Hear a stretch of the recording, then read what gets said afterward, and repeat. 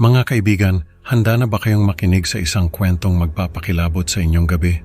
Sa episode na ito ng Creepy Pinoy Stories, susundan natin ang kwento ni Raul, isang simpleng call center agent na ang buhay ay nagbago dahil sa isang eksperimento.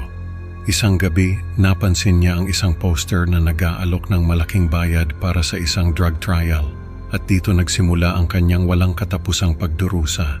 Panoorin niyo hanggang dulo at alamin kung paano nagbago ang mundo ni Raul sa isang nakakatakot na paraan na hindi niya inaasahan. Magandang gabi po sa inyong lahat, mga tagapakinig ng kwentong kababalaghan. Ako po si Raul at nais ko pong ibahagi sa inyo ang isang karanasang hindi ko malilimutan. Nakatira po ako sa Quezon City at nagtatrabaho bilang isang call center agent sa Makati. Simple lang po ang buhay ko noon kasama ang aking mga magulang at 2 kapatid. Hindi naman kami mayaman pero sapat ang kinikita ko para matustusan ang pangangailangan namin. Isang gabi habang pauwi ako mula sa trabaho, may napansin akong poster na nagbago ng takbo ng buhay ko.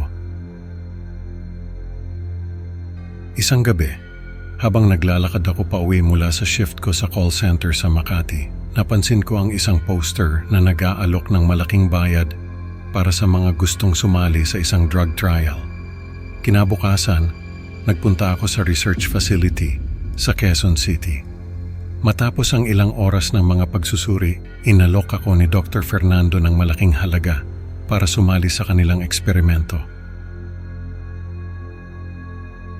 Raul, ang gamot na ito ay magpapabilis ng brain function mo, sabi ni Dr. Fernando habang iniabot sa akin ang isang maliit na bote ng gamot. Tinanong ko si Dr. Fernando kung ano ang mga posibleng side effects ng gamot. Wala pa kaming nakikitang major side effects sa mga naunang trial, sagot niya na tila kampante. Kinabukasan, ininom ko ang gamot bago pumasok sa trabaho. Sa loob ng ilang minuto napansin kong tila bumagal ang oras. Nakabasa ako ng maraming magasin at libro na parang isang araw na ang lumipas sa akin. Isang linggo matapos ang unang pag-inom ng gamot, tinawag ako pabalik sa research facility para sa mga pagsusuri. Pagdating ko sa facility, sinalubong ako ni Dr. Fernando at dinala sa isang maliit na silid para sa mga pagsusuri. Habang naghihintay ako sa silid, napansin kong ang mga orasan sa dingding ay tila mas mabagal pa sa dati. Nagdulot ito ng kaunting kaba sa akin. Raul, ang gamot ay nagdulot ng sobrang bilis ng utak mo, paliwanag ni Dr. Fernando habang tinitingnan ang mga resulta ng pagsusuri. Kaya tila bumagal ang lahat sa paligid mo. Siniguro ng mga mananaliksik na mawawala ang epekto sa loob ng ilang oras, na tila mga araw kay Raul. Pag-uwi ko mula sa research facility, bawat hakbang ay tila isang eternidad. Ang mga tao sa paligid ko ay gumagalaw na parang mga estatwa. Parang lahat sila ay nasa slow motion, habang ako naman ay parang nasa fast forward. Nakakabaliw. Pagdating ko sa bahay, sinubukan kong magbasa at mag-surf sa internet upang palipasin ang oras, pero grabe, ang bagal ng lahat ng bagay. Parang ang bawat pag-scroll ko sa screen ay inaabot ng 1 oras. Sinubukan ko ring manood ng TV, pero kahit ang mga palabas ay tila gumagalaw sa slow motion, nakakadagdag lang ito sa frustration ko. Ano ba to? Hindi ko na kaya. Bulong ko sa sarili habang tinitingnan ang orasan na parang hindi gumagalaw. Sa sobrang hirap, uminom ako ng Ambien upang subukang matulog at mawala ang epekto. Pero lalo lang itong nagpalala ng time dilation. Ang bawat segundo ay parang 1 oras at ang aking utak ay tila nakulong sa isang walang katapusang loop ng paghihirap. Hindi ko na alam ang gagawin ko. Napagtanto ko na lumalala ang epekto ng gamot. Sa desperasyon, nagdesisyon akong bumalik sa research office para humingi ng tulong. Dahil sa Ambien, nagkaroon ako ng matinding reaksyon. Lalo pang bumagal ang aking perception ng oras. Kailangan kong makarating sa research facility agad. Bulong ko habang pinipilit kong bumangon mula sa kama. Habang nagbibihis, napansin kong ang bawat galaw ko ay parang slow motion. Naging mas mahirap ang simpleng gawain tulad ng pagsusuot ng sapatos. Nahulog ako sa hagdan at nakaranas ng matinding sakit na tila tumagal ng mga araw. Diyos ko, tulungan mo ako. Ang tanging nasabi ko habang pilit na bumabangon mula sa pagkakahulog. Ang bawat hakbang ay isang pahirap at ang aking katawan ay tila hindi ko na makontrol.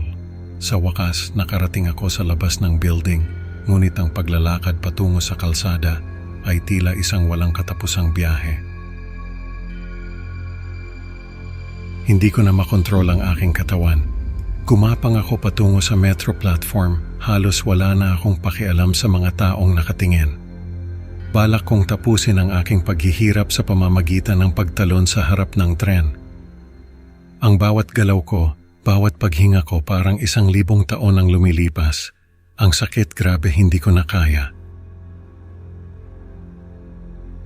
Habang naghihintay ako sa tren, tila mga tao nang lumipas. Ang bawat segundo, bawat minuto, parang walang katapusan. Tiniis ko ang hindi masukat na pagkabagot at sakit. Sana dumating na ang tren, bulong ko sa sarili ko. Pinipilit kong manatiling gising, pero parang wala nang pag-asa. Ang bawat tunog ng paparating na tren ay parang isang malakas na dagundong sa aking utak. Pero bakit parang hindi ito dumarating? Sa bawat segundo ng paghihintay, lalo lamang akong nawawala ng pag-asa. Parang isang walang katapusang bangungot na hindi ko matakasan. Bilang huling resort, nag-type ako ng mensahe sa aking cellphone. Pakiusap, tulungan niyo ako, sabi ko sa sino mang nasa platform na maaaring makabasa. Nakiusap ako na patayin ako agad upang matapos na ang walang katapusang paghihirap na ito. Ang huling linya na na-type ko bago ko ibinaba ang cellphone sa tabi ko ay, pakiusap, tulungan niyo ako. Ang mensahe ko ay naiwan sa aking cellphone, isang huling sigaw ng tulong sa gitna ng aking walang katapusang torment. Ang aking katawan ay nanatiling nakahandusay sa platform, habang ang aking isipan ay patuloy na nakakaranas ng isang walang katapusang loop ng paghihirap at pag-asa na may magtatapos sa aking kalbaryo. Sana may magtapos na nito. Mga kaibigan, ang kwento ni Raul ay isang paalala na hindi lahat ng alok ay dapat tanggapin, lalo na kung hindi natin alam ang magiging epekto nito. Salamat sa pakikinig at huwag kalimutang mag-like at subscribe para sa mas marami pang nakakatakot na kwento. Hanggang sa susunod na upload, mga kaibigan, tandaan, minsan ang mga mabilisang desisyon ay may mabigat na kapalit. Paalam at ingat sa mga eksperimento.